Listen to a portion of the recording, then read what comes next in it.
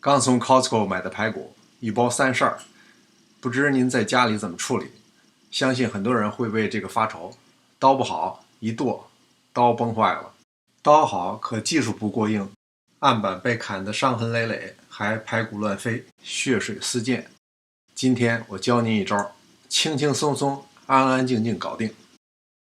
这就是我要用到的神器，它实际上是剪树枝用的，1寸左右的树枝能够轻松剪断。不过它有个特点，就是怕软不怕硬，所以需要把表面切开，否则会打滑。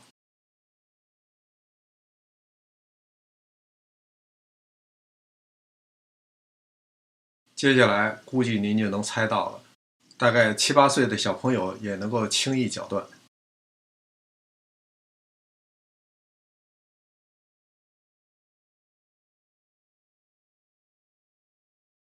接下来您可以用保鲜袋装好，我是用这种可以重复使用的密封袋分装冻起来，提前1天化冻就很方便。